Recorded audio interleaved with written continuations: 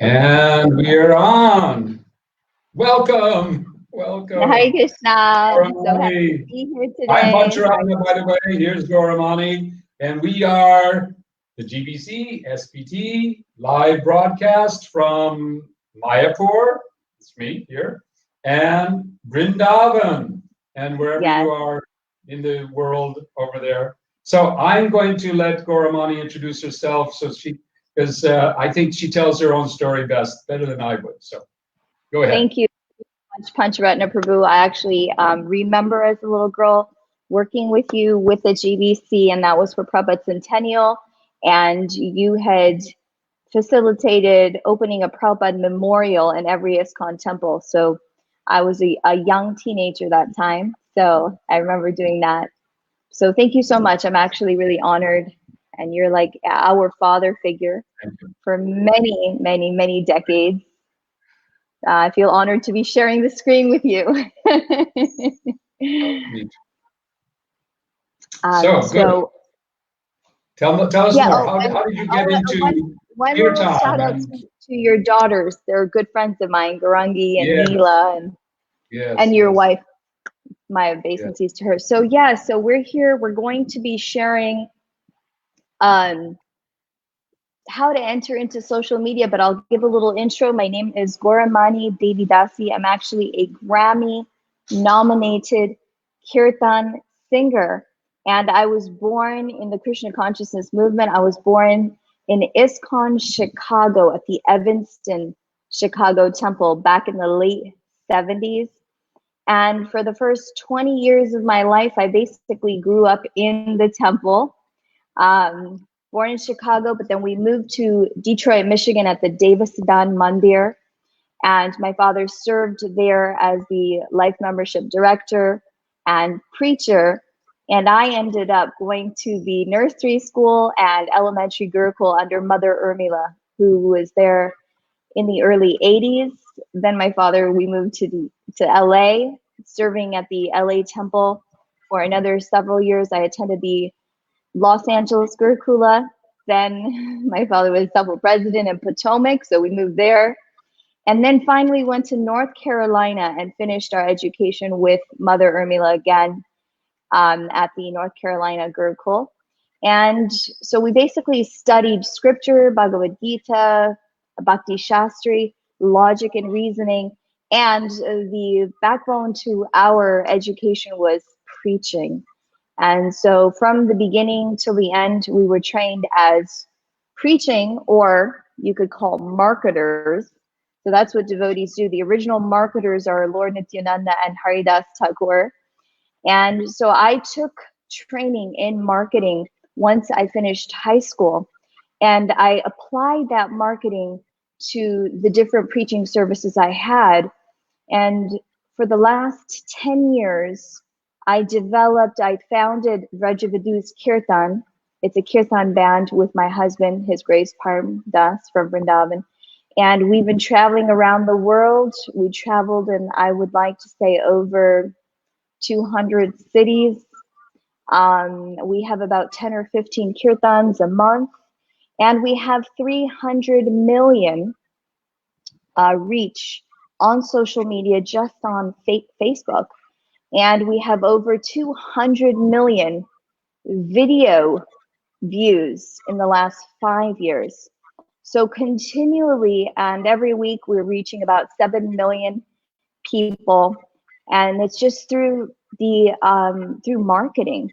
And so many of you have asked me this question is, how can we apply marketing? How do we stand out? How do we stand out? And we're just going to open the doors for you. We're going to go ahead and check the chat if we have anybody. No questions yet. Yeah. You can ask questions in the comment there, and we'll take those. In the chat. But we also have a bunch of questions. I have a bunch of questions. Oh, sure. So I because I'm also, by the way, my service is ISKCON online primarily, and a site called chantnow.com. We also are doing what we can, but we don't have the kind of reach that you've achieved. So I'm going to be listening very intently. to see if there's things that we can also apply. So yeah, let's just get started. So Sure. when did you start your Facebook, your social media presence? It's been a few years now, Yes. or? Actually, I started when Facebook rolled out, and that was around 2008, 2009, and that's when I began at the beginning. But at that time, I had no idea what I was doing. No idea.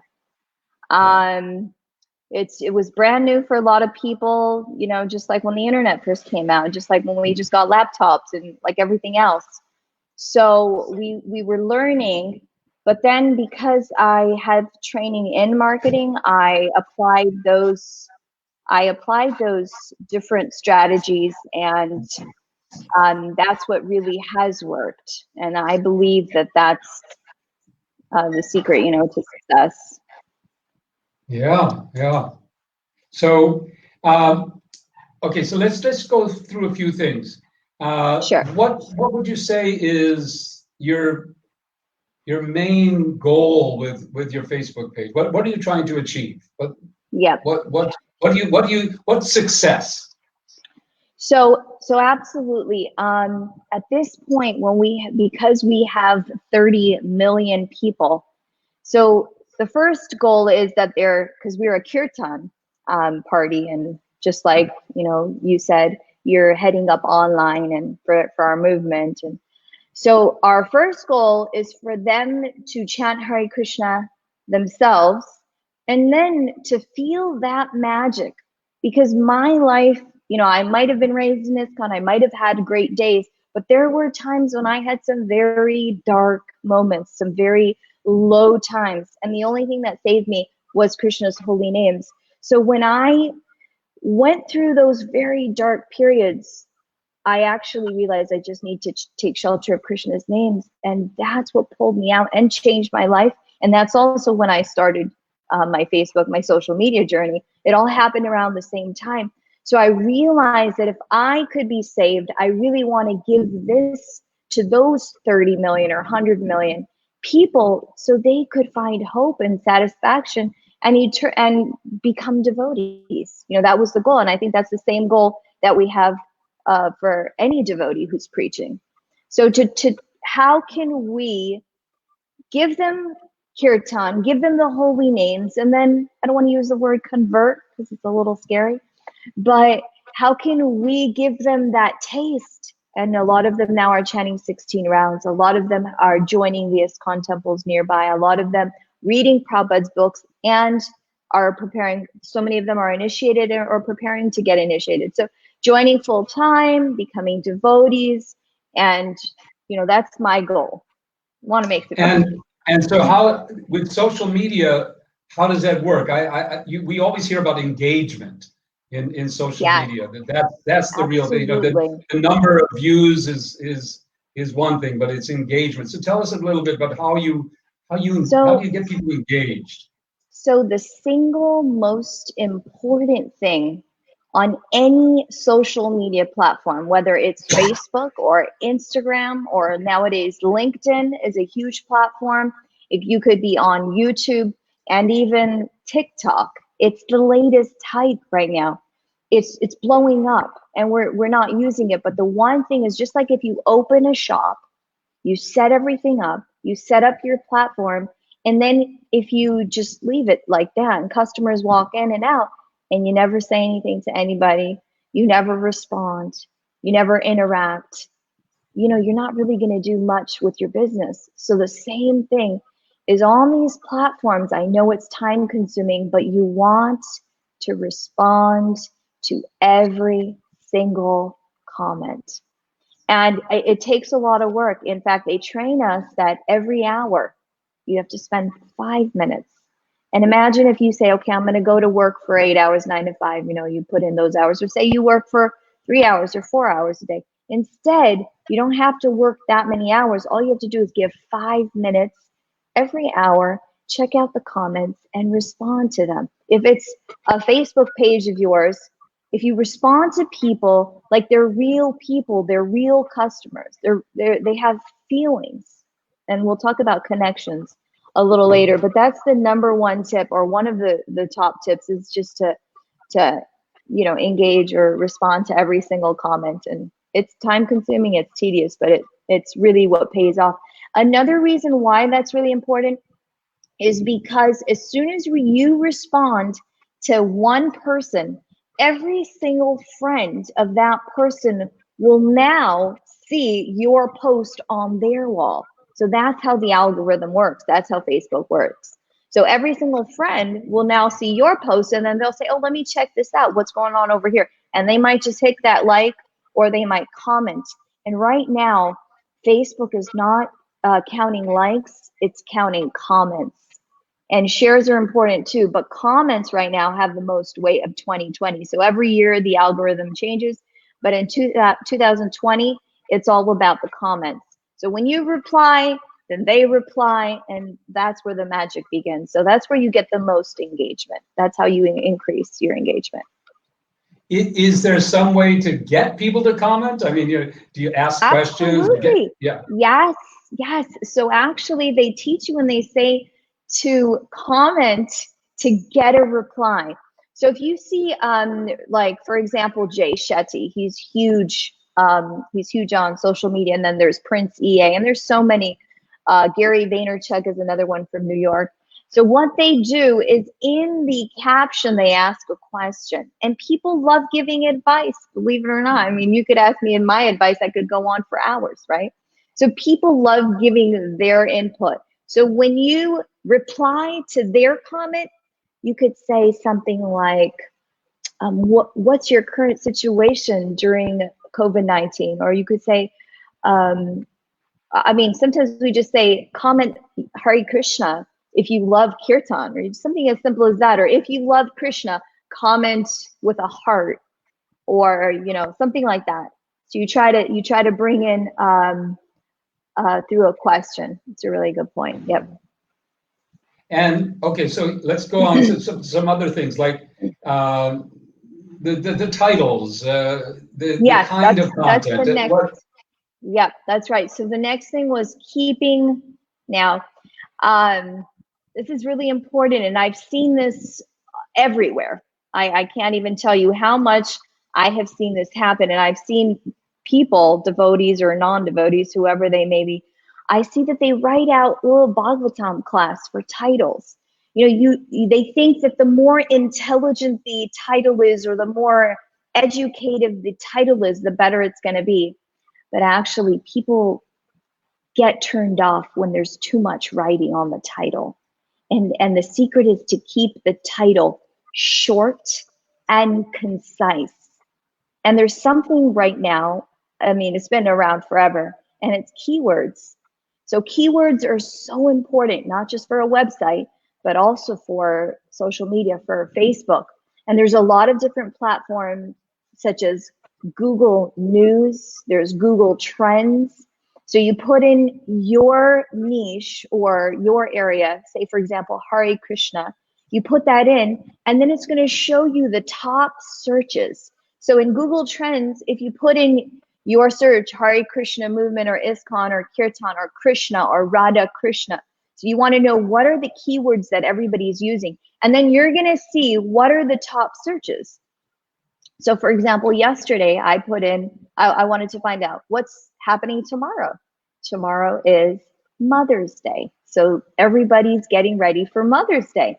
And so that has 2 million searches on Google. 2 million people, that was as of yesterday, were searching about Mother's Day. So then you know that that's the kind of content you want to put, and those are the keywords that are going to draw attraction. That's going to attract more people.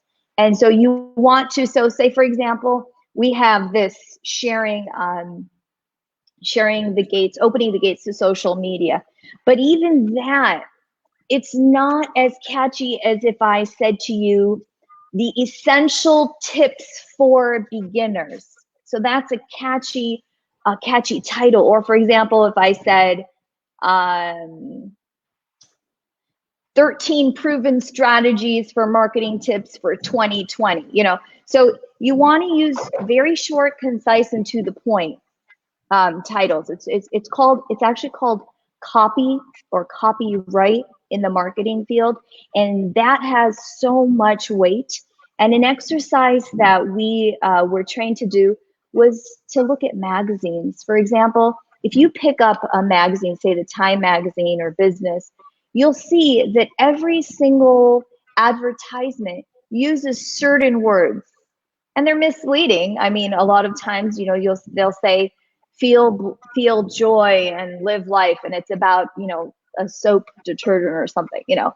But those are called copy, and that's called keywords. And so you want to use that on all of your titles, and that pulls people in. That's for titles. Now, you know a lot, and you say I've heard you say a few times here. We learned. So you've studied this, it seems. So I took a yeah, I did. I took a marketing a course, and it was right after I finished high school. So it was just a 2-year course, a marketing 2.0 course. Well, the world is every day it changes. So you've kept up with this. I can see you're learning every day. Yeah, it's a passion, and the learning never ends. Yeah, so. Good. And now you're sharing. That's fantastic. Absolutely. Okay, so we talked about titles. What about the content itself? Let's hear a bit about how you choose what you put out there. Okay. So as far as what kind of content, there's 3 different kinds of contents. Now, anything that strikes emotion, that's gonna catch the audience. And what people can relate to most is story. So storytelling is a big one, but even bigger than storytelling is asking your audience, what do they want to learn? What do they need? So the success in marketing, or the success in consumers and producers, so producers are always looking for what's the need of my audience? What's the need of my customers? As soon as you're able to solve a problem, that's where your success lies.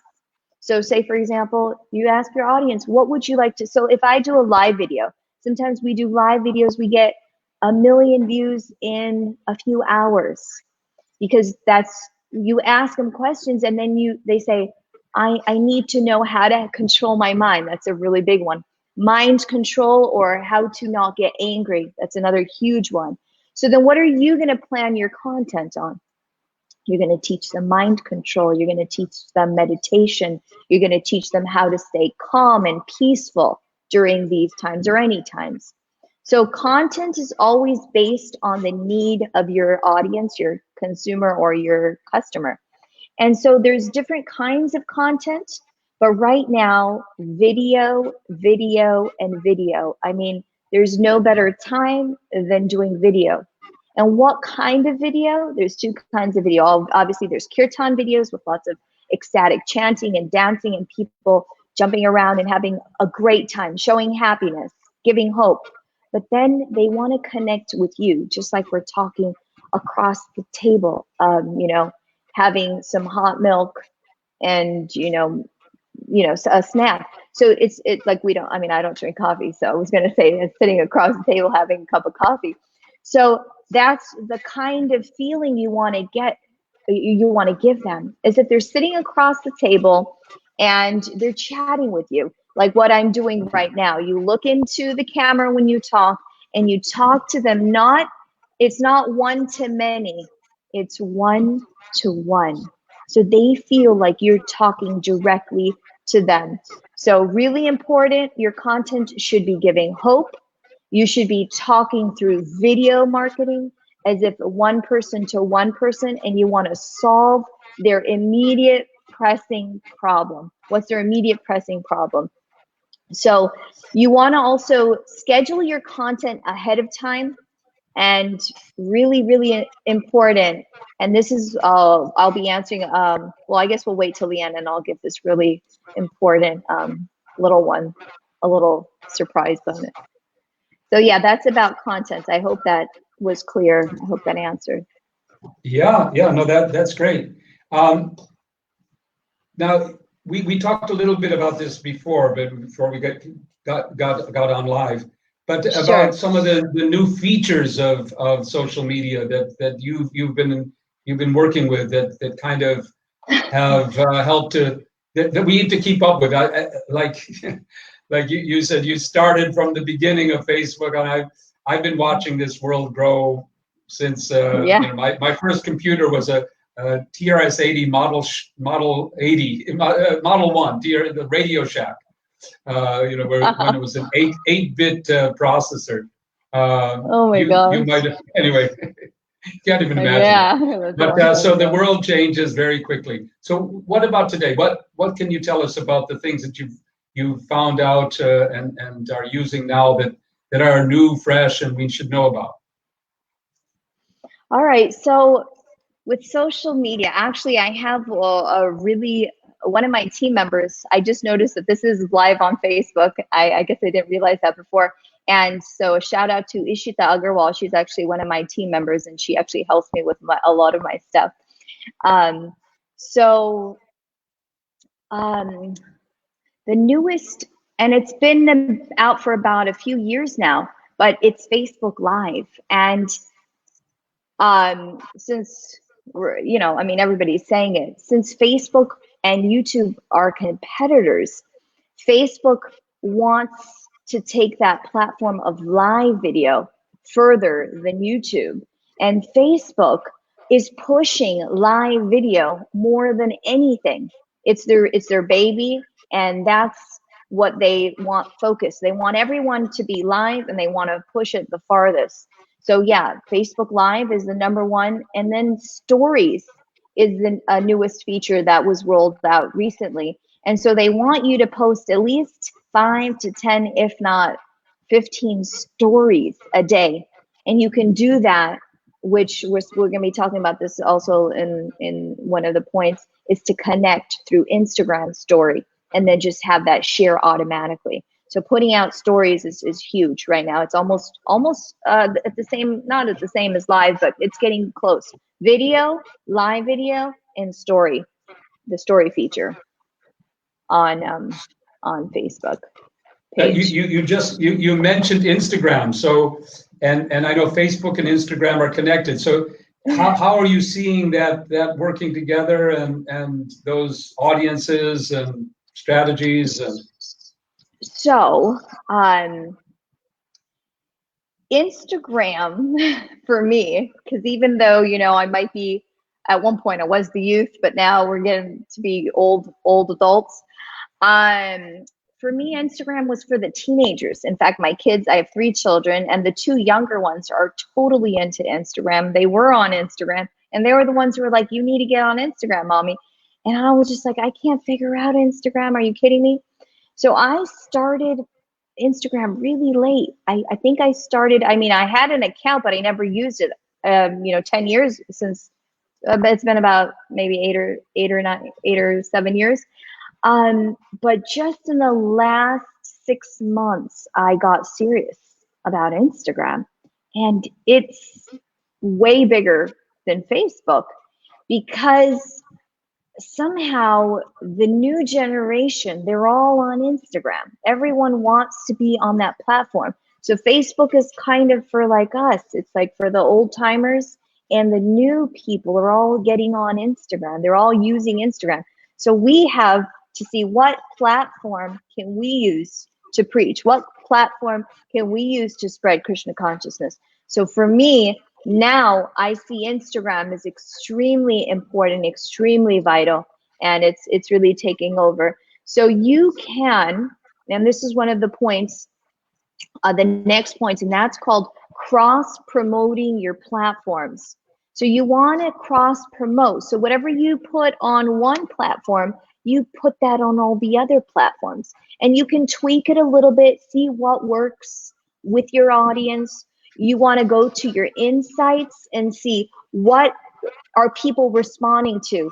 And then you want to put that kind of content out more and then cross-promote. So you tell all of your Facebook fans to come check you out on Instagram. You tell all of your Instagram fans to come check you on Facebook. And there's also a way to link accounts. So I have my Instagram account linked to my Facebook page. And so everything that posts there, the stories and the posts, they all automatically post on the other platform.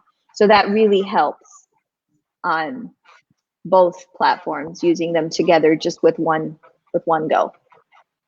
I'd like to just interject here to ask our viewers that if you have questions, you have anything that you'd like to ask, we will be having some time for questions towards the end of our session here. So just like you mentioned before, what do the viewers want? So here we go. I'm going to ask you,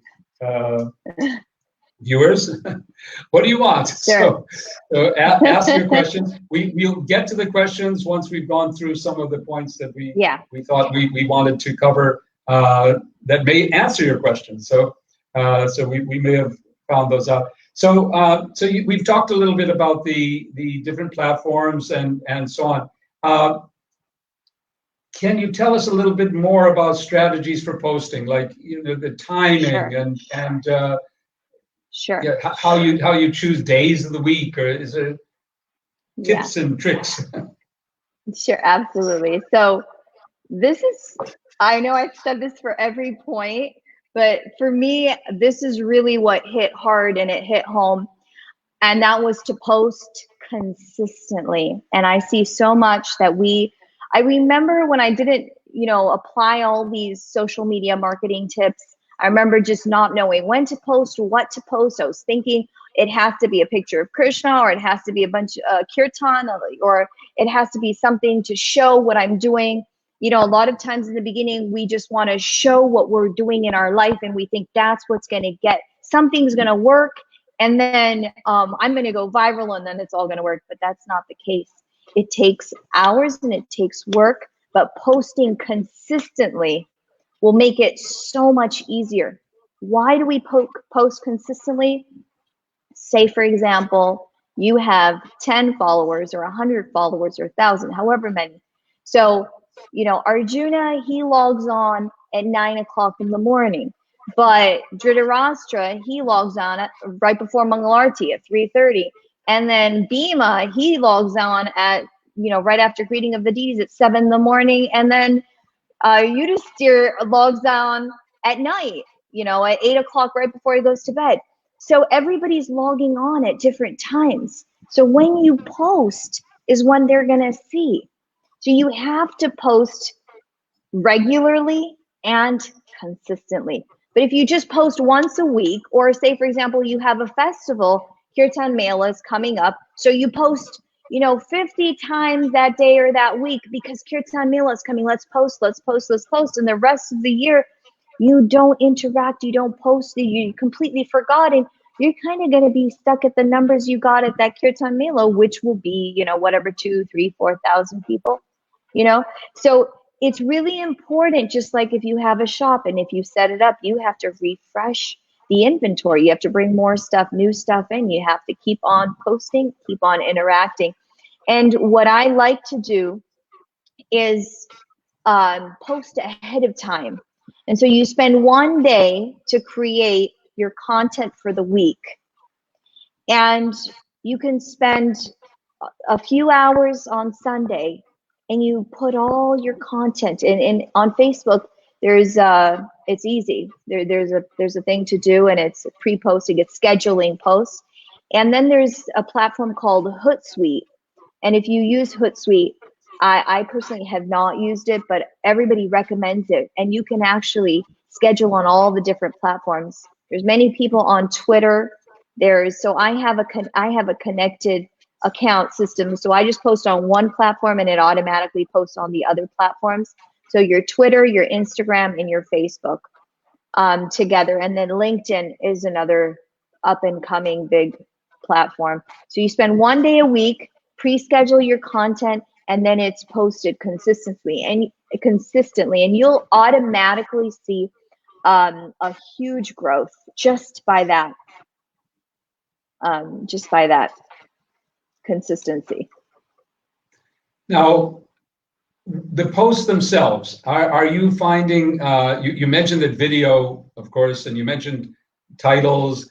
So anything more you'd like to tell us about the kind of posts that do well, that devotees should be thinking about creating. And of course, not everyone is is a beautiful kirtan singer like you. So in other ways that people could So generate everyone, content and like that. yep. So everyone in this world is searching for happiness and searching for love. There's three things I've realized, and Prabhupada tells us this as well. There's three things that we're all searching for. One is love, and the second one is peace, and the third one is happiness. And so when you post something on social media that gives people hope, hope, hope, and hope, it's almost like we're here to tell them that Krishna's taking care of you. And even if you're not a devotee and you're watching this, or even a non-devotee, that faith, that belief, and that hope. So giving hope to people while you post, you have to keep that in mind. And look at your insights. So there's a place on your Facebook page, you go and check out your insights and you look at the posts that you've done previously and see how have they been performing. Have they performing well? If they're not performing well, you don't want to put those kind of posts. If they're performing well, then you continue those kind of posts. And so once you give hope of love, peace, and happiness, you want to do one thing, and that's connection. So this is extremely vital. This is one of a very, very important strategy. We're not here for the followers. And when you're trying to always sell, or when you're trying to always get followers, or if you're just trying to ram a product down somebody's throat, people get turned away. That's why this is called social media. It's a social platform where you're interacting with people. You have a connection with people. It's a valuable personal connection. So like, for example, if you're just starting out on social media and your first 100 fans show up and you just write to them, you're concerned, you care about them, you'll see how much the algorithm, the social engagement will go up. It'll go skyrocketing when you have a personal connection. And I've seen this with some of the really, the larger organizations or the larger influencers on social media. I've seen that they genuinely care. And they ask their audience, what do you want to know? And then they connect. Like, we're here to help you. We're here to serve you. That's our number one goal. Our number one goal isn't to get those numbers. It's easy to get carried away and think, oh my gosh, I got 11 million. Oh my gosh, I got 18 million. It feels so incredible. But then you want to see, how can I help? We have a Bhagavad Gita course I've been offering. We just finished the 18 chapters, 18 days of the Bhagavad Gita course, and it's a free course, and we did it during this COVID-19, this whole lockdown period. And I was so surprised because I actually took the time to teach all these people a chapter a day of Bhagavad Gita. It took a lot of, effort on my part. But I noticed how much their lives changed, and it meant so much to them. And I felt so connected. And I get about, thousands of messages a day, which I can't keep up with, but I see and I reply back to all those messages, and I'm so touched. And they're telling me, this changed my life.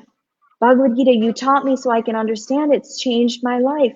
And for me, I feel like there's nothing greater. That's the goal. The goal is to have that connection and to see somebody's life. You pull somebody out. We had a girl who was suicidal. She was going through a really tragic situation. She had to go to America. She was stuck. She wasn't with her family, her kids. Her husband was abusive. She was trying to finish her education so she could make money. She was in the library, and somehow she was scrolling through Facebook, and one of my videos popped up, and she started watching the Bhagavad Gita class. And the next thing I know it, I'm getting an email from this random person who said, I was definitely going to commit suicide tonight, and I just got hope, and I now I know that. Can you tell me where I can go? What can I do? And I gave her the address for the temple. She went, and I knew devotees. She went, she met them, and now she's, she joined, from home. So connection and service and hope. Those are really, really valuable, because the people on the other side of the camera, or the people on the other side, it's not an institution, it's not an app, it's a person. And people connect with people. They don't connect with institutions. Just like, for example, my Facebook page, the name of my Facebook page was Vrajavadhus Kirtan, which is, I'm the founder of Vrajavadhus Kirtan. And for the longest time, it was great. But again, with the training I got, they said, no, people connect with people. And so I had to change the name of my page to my own personal name. And that was petrifying. I mean, it was like self-promotion, or it's talking about yourself. But my team and all the marketers that I work with, they told me, they said, this is how you connect with other people. People connect with people. And that brings me to a point which I'll wait for you, and then I'll share that point afterwards. There's so much to talk about. And after this thing, I'm going to share, because you have, you've put out to people now, some inspiration, I would say, to see how can we use this platform to help others in various ways, through teaching, through sharing. And there is a course, which I'll put the link up later, called thedigitalteacher.com, Fantastic. which is Shabdahari has put up, and he's offering some online training on doing this type of work too. So I will invite everybody, by the end of this, please reach out to us, connect with us, so that we can keep this going. In those of you who are interested in pursuing the opportunities that online outreach gives. So let's get into. So you've covered a lot of things. So is there something most important that we to walk away with? If we walk away from this session with just one thing, what would that be? Tell us about that. So all of the different points we covered are really important, but this is one thing that a lot of people struggle with. And because we're always hearing voices, background voices in our head, we're always hearing our parents' voices in our heads, or what we were taught growing up, or how we were trained. Those negative voices, it doesn't matter how much training you could have, it doesn't matter how many strategies you put together, how many tips and tricks you put together, but if this one thing is wrong, it just doesn't work. And that's mindset. And mindset can either tank your whole entire strategy, or it can take you out above all the numbers. And that's what's extremely important. There are study cases where people do so good on social media, and then all of a sudden a tragedy or something happens in their life, and their mindset tanks, and their entire engagement, their entire strategy, everything falls apart. And people who mentor or people who train with social media, they have to go in and they're like, what happened? And it's because of mindset. So if you don't believe what you're doing is the right thing, or if you're afraid of what people are going to say, what people are going to think, how am I going to, if you have doubts, if you let those doubts linger, it's almost like Arjuna when he said to Krishna, I can't fight, I don't want to fight. He said, I'm covered with these feelings, I don't want to do this. Just tell me, I want to be your servant, and now you enlighten me. Take these big demon doubts out of my head. So I feel like that verse really tells us the essence of success with social media is that svabhav, or that nature. If we let it get infected by those negative thoughts or those doubts, our social media strategy is gonna tank. When you're confident, so confidence is so important. And we're not doing the social media for ourselves. We're not teaching, we're not preaching, we're not selling Bhagavad Gita books, we're not distributing books for ourselves. We're doing it to help other people. Because nowadays people are so lazy, they don't want to do anything themselves. So we're here to help them. This is for you. I'm doing you a favor, and we really are doing people a favor by helping them through social media, whether it's teaching a course, whether it's teaching Bhagavad Gita, whether it's sharing the Harinam Sankirtan around the world. We're helping people. So we're doing this as a service. It's not about what are people going to think of me. I'm sitting in front of a camera and I'm talking. People are going to think, oh my God, she looks so funny. Who does she think she is? As soon as you start thinking that way about yourself, as soon as you say, I can't create my own page, I can't put my name up there. What would what would my god brother, what would my sister, or what would they say? You won't find that success. But you have to go above and beyond, and it comes to the point of how we're not this body, we're spirit, soul, we're connected to Krishna. And this is what Krishna wants us to do. So what is our real identity? Our real identity is I am an eternal part and parcel of Krishna, and my duty is to serve him. And right now, 2 billion people are on social media. So my service is to get my game together and to use social media and become an instrument to Krishna. And that mindset needs to be strong. And it might be the same case with any service we take. But that's really, really, really vital and one of the most important points. Keep your mindset strong. And there's a difference between false ego and confidence. So people say, oh my gosh, I don't want to have false ego. I want to be humble. But if you don't preach and say, I'm trying to be humble, that's not humility. You have to preach and you have to have confidence when you preach. And so that's extremely vital in social media success. Yeah, that's confidence. Prabhupada used to say we should be, a lamb at home like a lion? Yes. And in fact, utsaha is sometimes translated also as confidence. Yes, enthusiasm. Here, just wanted to put up this. This is the website, thedigitalpreacher.com. So that's where you can. And by the way, each of his lessons, 1/3 of it is mindset. So nice. You get right onto it. Okay. Awesome. So we have a little bit more time, and we do have some questions. And I'm wondering if this Gopi Gita is your sister. That's my sister. That possible? Yeah, I'm so happy she's watching. Okay, well, here she is. She's saying she's got a question for you, and it's a good question. So I thought this is a good one to share. So, what have been your biggest challenges in this particular type of marketing? Okay. So I could say a lot of different things.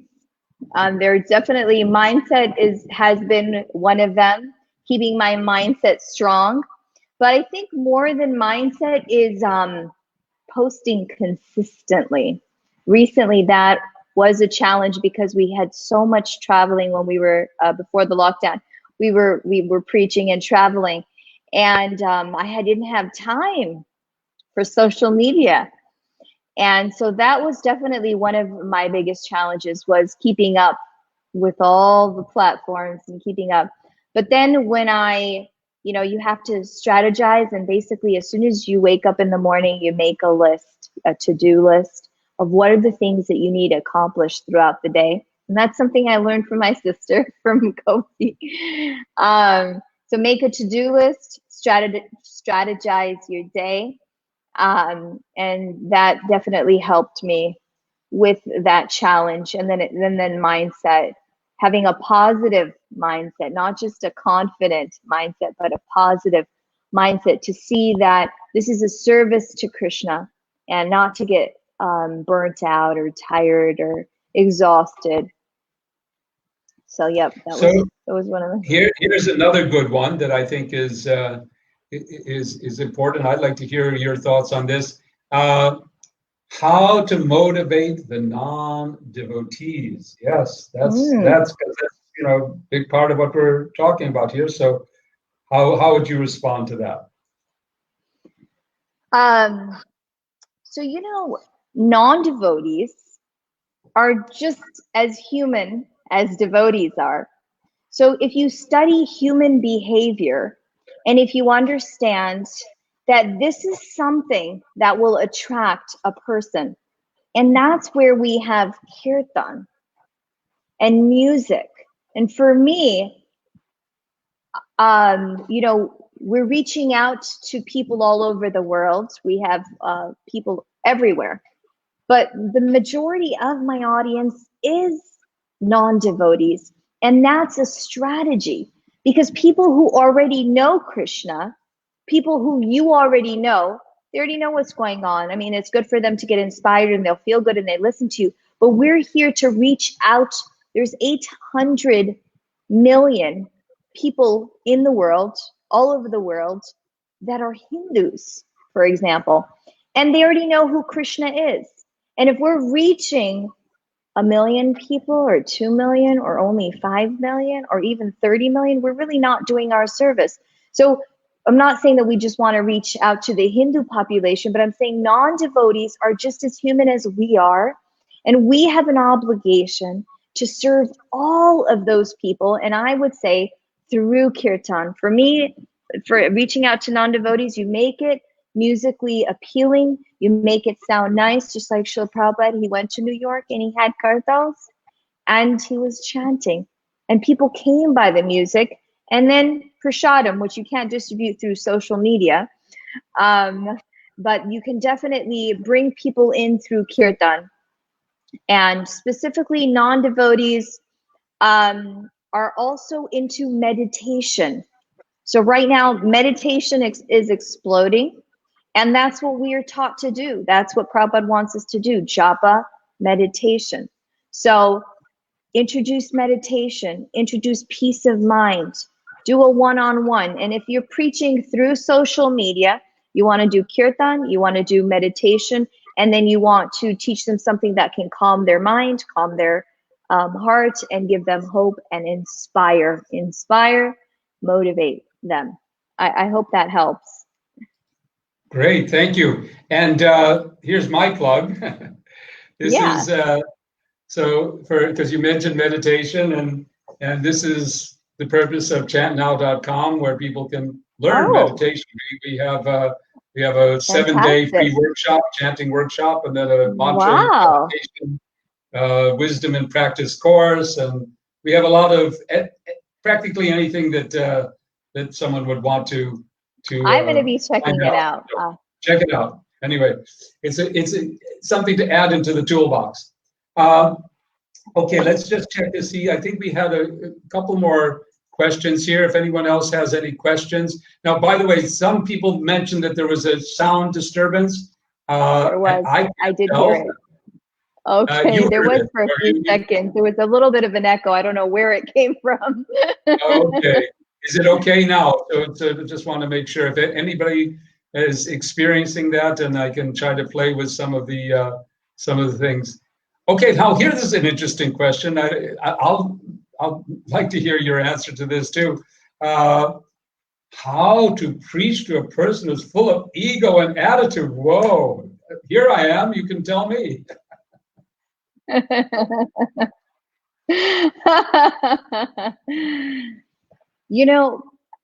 That's Krish Sharma. He's a really, really sweet boy from our community in ISKCON Dwarka, Delhi. So sincere, and he's really taken up the preaching seriously, and he has to deal with a lot of peers, I think, and so I kind of know where he's coming from. So it's really important to know that everyone has their own journey, and depending on how much time we have, there's a really quick little story. So there was a teacher, she was teaching a 6-year-old child. She was teaching him math, and she gave him an apple, one apple. She said, I want to let you know, I want to ask you, how much is one apple and one apple and one apple? So he counted 1, 2, 3, 4. He said 4. She was like, no. So she thought, what should I do? So she asked him again, how much is one apple and one apple and one apple? He counted again and he said 4. And she thought, how am I going to get to this kid? And so then she said, oh, I think he likes strawberries. Let me ask him. So she said, how much is one strawberry and one strawberry and one strawberry? And he counted and he said 3. And she said, perfect. I knew I could get to him if I went through the way that he was thinking. But then she thought, let me ask him about the apples again. So she said, how much is one apple and one apple and one apple? And he said 4. And she looked at him and she was really upset. And then he looked up and he said, because I already have one apple in my bag. And she realized, and we can understand that when we're preaching, their bags might already have an apple in it, you know, that ego or that personality or something that they're feeling. When we preach to people, you can't expect everyone to react the same way. Everyone's carrying some baggage. And if you see that somebody has ego, they might be hurting, they might be suffering, they might be going through a difficult situation. So I would say is to go with compassion and with love and with understanding. Especially as devotees, we actually are expected to have that. So when you preach to somebody who seems like they have an ego, if they don't have faith, then don't try to push it. But if they have big ego, then sometimes you can go through different channels, different ways, melt their heart a little bit and go through some compassion. And watch out for what's in their bag if they have an extra apple in their bag and you don't know. Great. So, so we have just another 5-6 minutes, and there may be a few more questions, but I wanted to just bring up some of the things that I think you're going to be involved in that people may not yet know about, and that's this new Kirtan program. Give us a comment. Give us a comment if you participated in the Global Festival of the Holy Name. I think many of you may have the Global Pandemic Kirtan. So myself and members of our team are connected with the new ISKCON Harinam Sankirtan Ministry. And the first big project is to do a festival, to carry on with the Kirtan and do the global Kirtan Fest Global, starting in India. And it's a little different. This is regional. So tell them, I think you're going to be taking part in it. That's right. So really, really excited. And it's almost like I feel like because of this pandemic, we have this opportunity to do what we do anyways every day. And now we get to do it from our homes. And I think it's an amazing initiative for the Harinam Sankirtan, the ISKCON Kirtan Ministry. They're taking this initiative. And so 7 days of Kirtan is just the beginning. We're starting with, I think it's 9 hours every day. So they're starting from the morning until night, 9 hours of Kirtan every day for 7 days. It starts tomorrow, May 10th, and it ends on May 16th. And devotees from everywhere are signing up. They're going to be singing, and it's a nonstop Sankirtan, nonstop Harinam Sankirtan. So we're going to be singing tomorrow, and every day from 6 to 7 IST, India Standard Time. We're going to be singing every day from 6 to 7. And give me a second, and I'm going to put up the site here. Just give me a second here. I'm going to so that you can go there. I believe, this is it. Kirtan Fest Global. Kirtan Fest Global. Go there, learn all about it. Join the group. There's a group to join where you'll be able to see everything going on live. It should be quite exciting. And while we're talking about initiatives, there's one more that maybe you haven't even heard about yet, which is another campaign that we're doing with the Harinam Sankirtan ministry and chant. Okay. Now it's been going on for a few years, but it's now going to be it's getting a big boost, and that's the Fortunate People campaign. Oh yes, it's incredible. That everyone It's can take part incredible. in. Yeah, just the idea, just get people to chant one time. And because It's what did you say? incredible. What are people looking for? You mentioned that. They're right? looking for hope, happiness, yes, joy, and peace. Love and peace, right? So Yeah. this is a campaign, hashtag for love and peace, Fortunate People. So check that out too. So we've left right. with you quite a few different homework. Resources. We have some really great resources. Yeah. Okay. So I'm just going to see. We just have a few more minutes. Let's see if there's any more comments. There's one question that's come in, and well, I wanted to know if you could answer, and that was, how do you talk to people who aren't ready to listen to God? That was a question that you might not. Where is that question there? Okay. Let's see. How to manage with people who are not ready to listen to about God. We found it. Yay! Right. From Ria Kapoor. Well, I think that this is God. Even the word in some parts of the world today, especially in America, and there's a term now people use called spiritual but not religious. You may have heard about that. Right? I want to be spiritual, but I don't want to be religious. And you say God, and they think, and so with people like that, we talk about the divine. We talk about spirituality. We talk about them, because they don't want to know about God, but they want to know about themselves. They want to know how to get free of anxiety and stress, and to find love, and to find peace, and to find hope, all the things you've been talking about. So God comes later.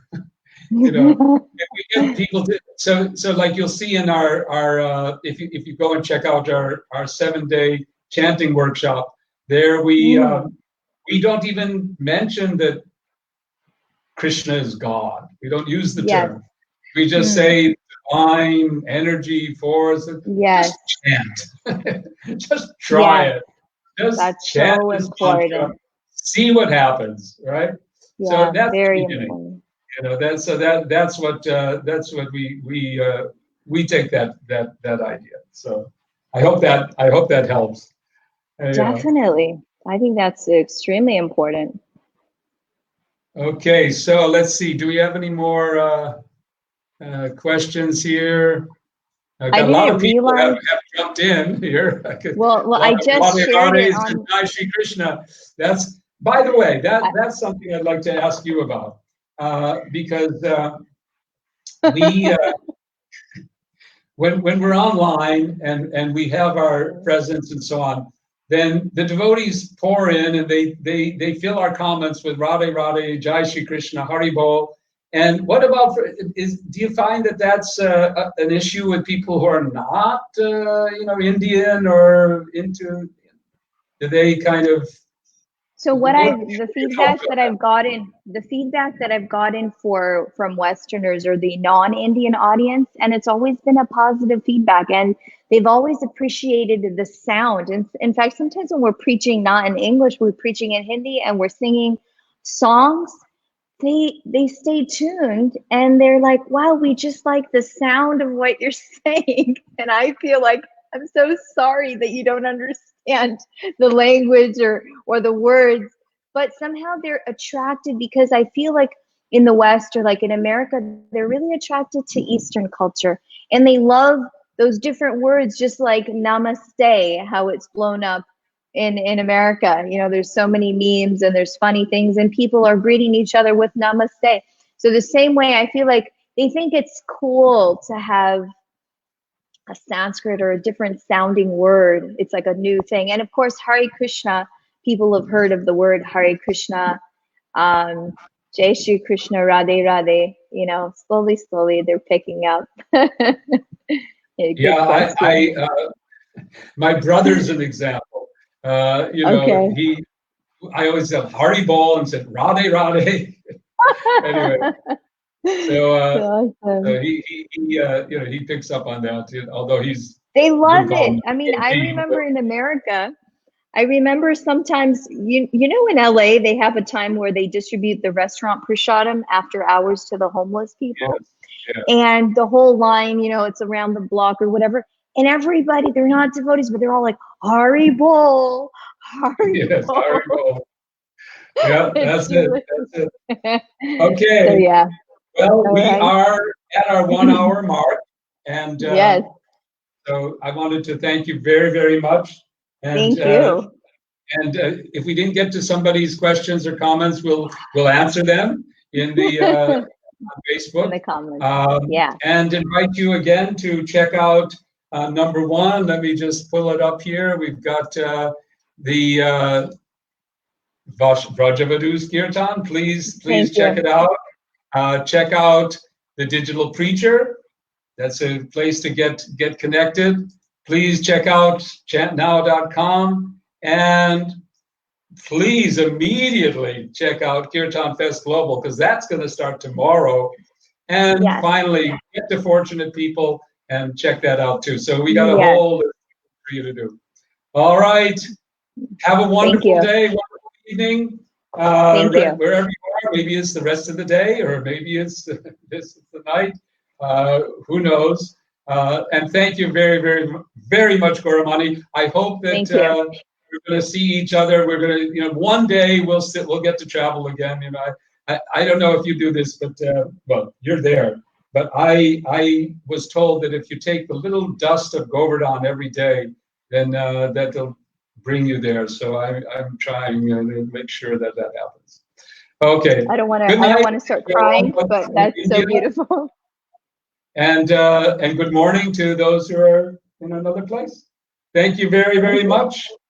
Hare Krishna. Thank you. Hare Krishna. Hare Krishna.